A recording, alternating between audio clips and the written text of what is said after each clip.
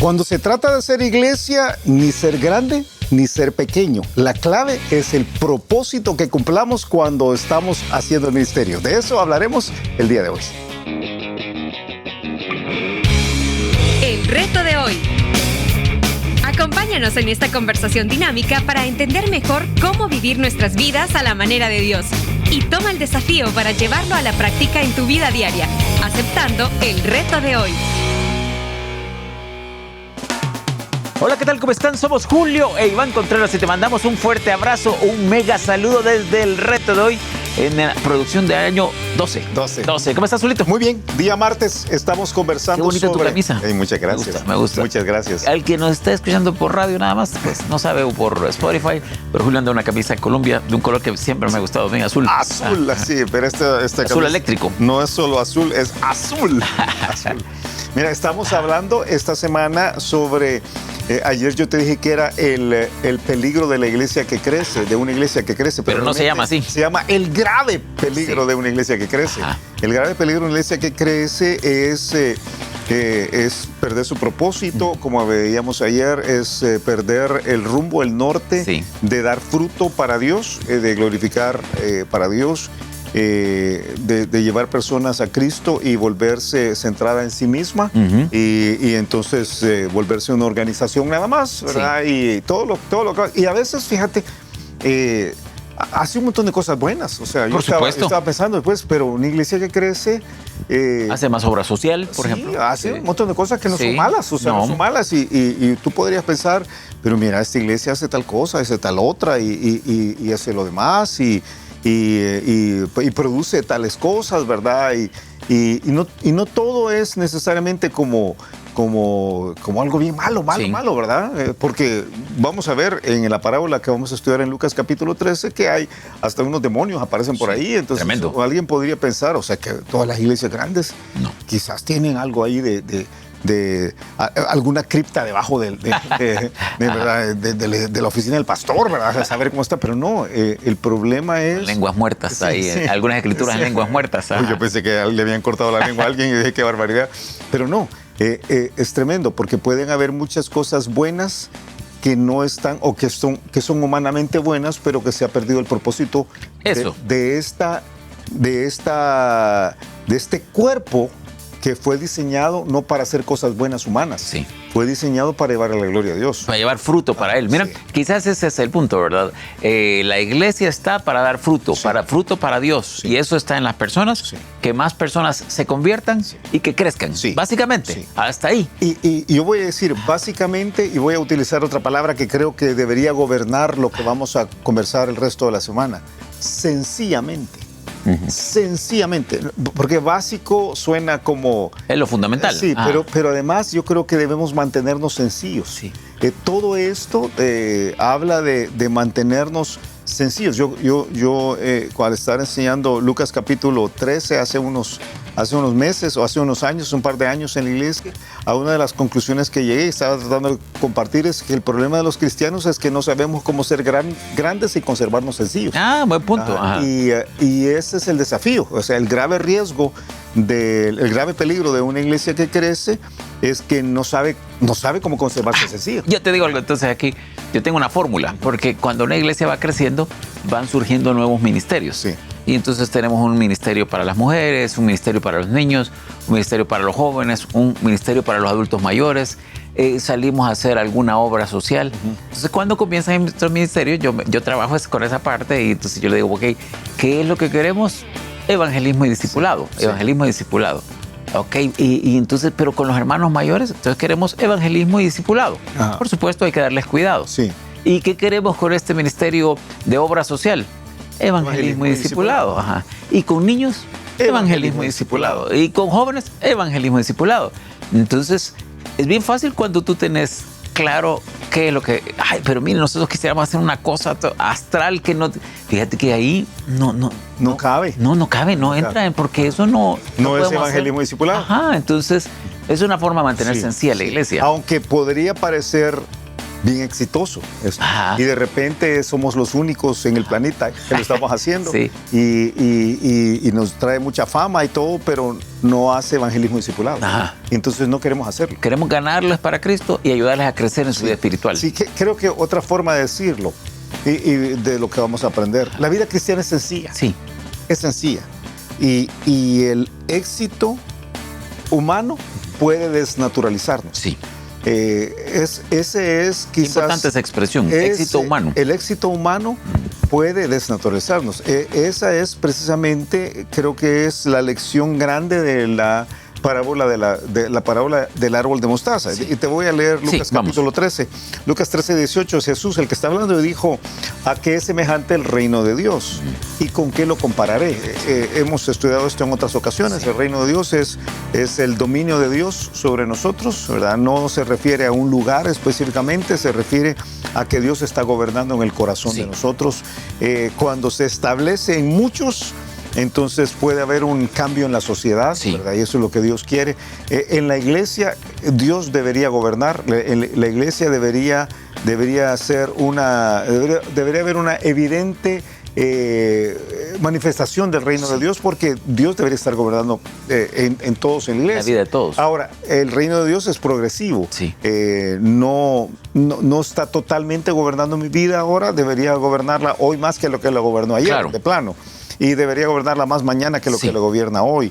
Y quizás está gobernándote más a ti que lo que gobierna a mí, porque tú has crecido más espiritualmente que yo. Y si nos juntamos todos los de la iglesia, todos estamos en diferentes niveles. Entonces, el reino de Dios es, cuando se trata de la iglesia, es un montón de hermanos cristianos que están en diferentes puntos en los cuales Dios está gobernando. Entonces, la parábola lo que está diciendo es con qué voy a comparar a este reino de Dios. Este reino de Dios. Entonces, es semejante al grano de mostaza que un hombre tomó y sembró en su huerto, y creció y se hizo árbol grande, y las aves del cielo anidaron en sus ramas. Ajá, ok.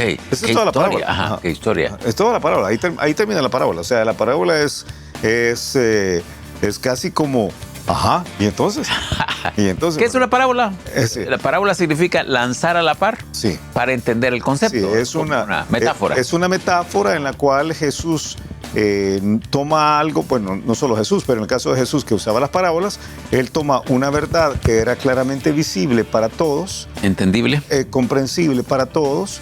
En algunos casos era una verdad que por su hipérbole, ahora voy a decir así, por su exageración, era claramente comprensible para que ellos entendieran una verdad espiritual. Por ejemplo, cuando dice, algunos de ustedes tienen una rama metida en el ojo, entonces, y quieren sacarle la pajita que tiene el otro en el ojo ajeno. El ojo ajeno, ¿verdad? Entonces, alguien puede imaginarse lo que es tener una ramona metida en el ojo, ¿verdad? Entonces, qué ridículo eso. Pero estaba usando un recurso gráfico poderoso.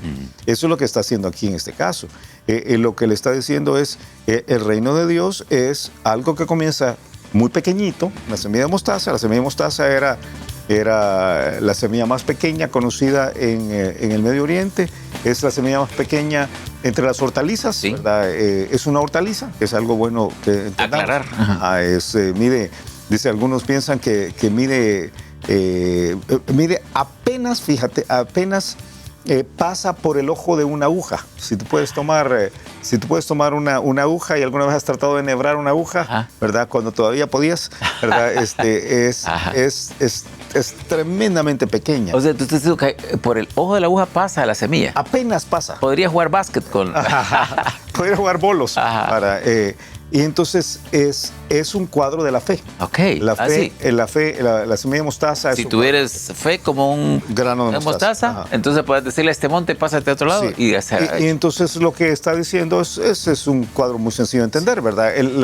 La semilla de mostaza en sí es muy simple de entender, porque nos recuerda que un poquito de fe es suficiente para ver a Dios obrar. Sí. O sea, no necesitas un montón de fe. Un montón de fe. Ahora, la cosa peculiar aquí es que la semilla de mostaza produce un arbusto de mostaza.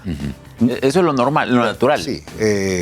Bueno, pues quizás ahí te falta un elemento del pasaje, que dice que viene un hombre y la siembra en el campo, eso lo dice en Mateo. Aquí la siembra en su huerto. En su huerto. Sí, el huerto es, en el caso de la Biblia, siempre que encuentras al sembrador, el sembrador es primariamente Dios. Sí. Dios está sembrando. En el caso de Mateo está sembrando en el campo, ¿verdad? Es la iglesia. En el caso de Lucas está sembrando en su huerto, donde él quiere hacer que crezcan las cosas.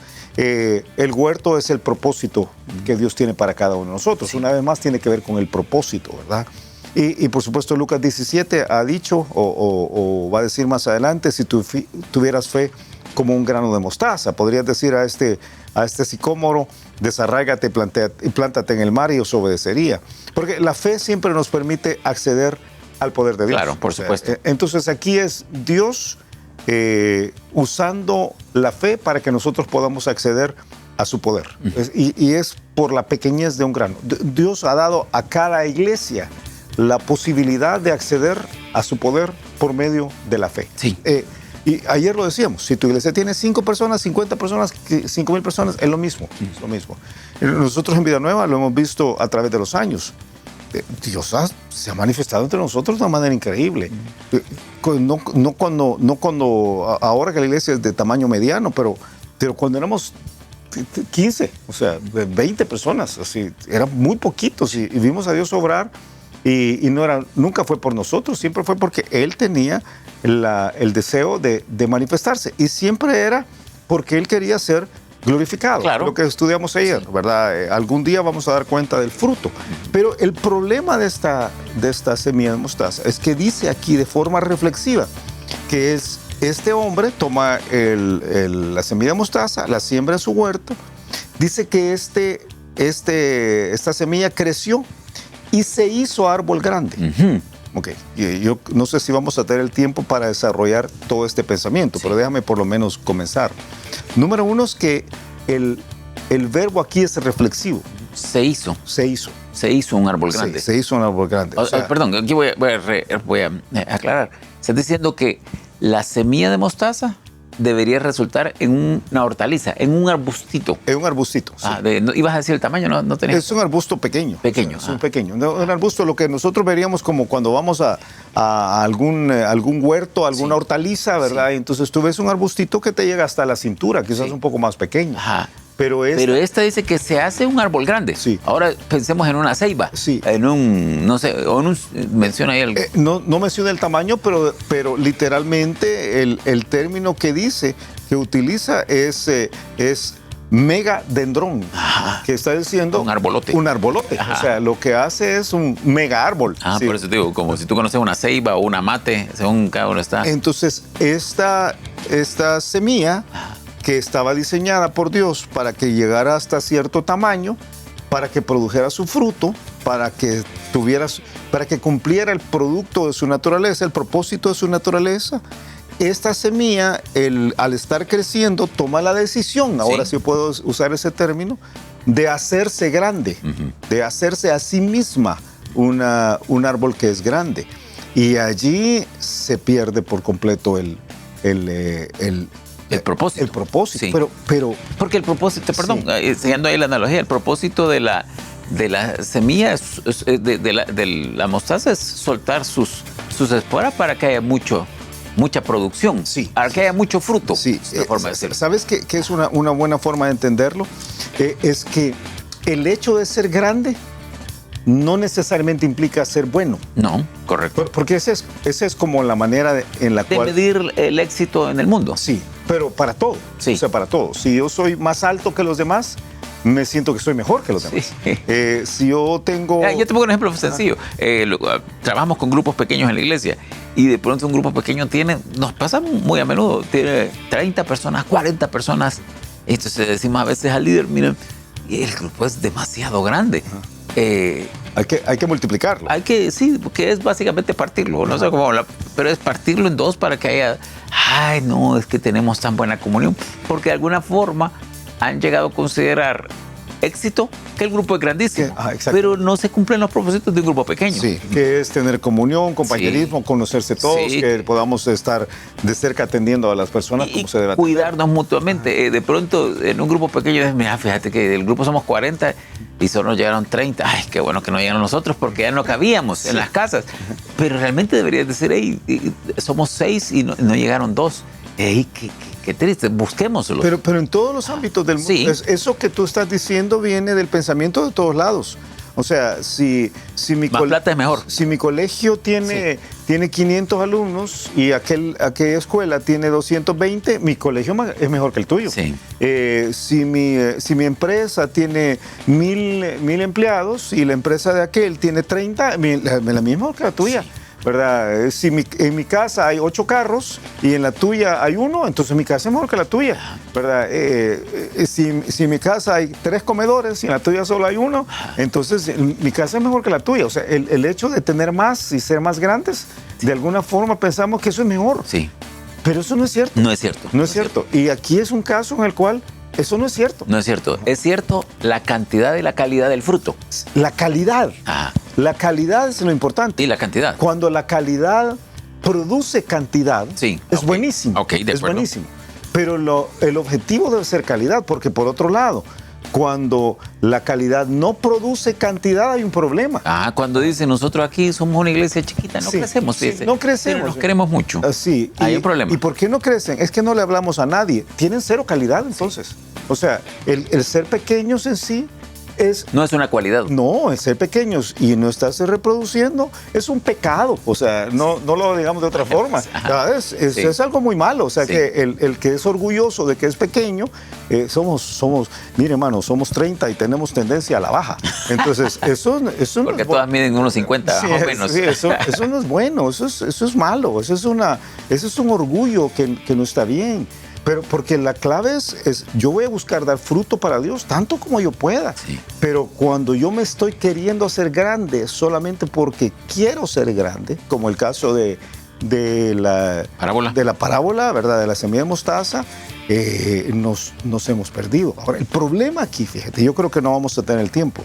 El problema es que en esto de querer hacernos grande hay un elemento espantoso, que es el orgullo. Sí. El orgullo. La Biblia enseña que los árboles somos como los hombres. Son como los hombres. Sí. Son como los hombres somos. Sí. Y el problema de las iglesias es que cuando tú le das doble clic a la iglesia, el problema no es la iglesia. El problema son los hombres y las mujeres que conformamos la iglesia. Sí. Y el problema es que en los hombres y las mujeres que conformamos la iglesia tenemos orgullo. Y ahí es donde nos perdemos. Ahí viene el riesgo, que imagino que vamos a ver mañana, ese riesgo enorme. El riesgo terrible del orgullo de sentirnos que porque tenemos una iglesia más grande, somos algo o alguien muy importantes, mejores que los demás. Eso es tremendo. Eso es tremendo. Sí. Tiempo.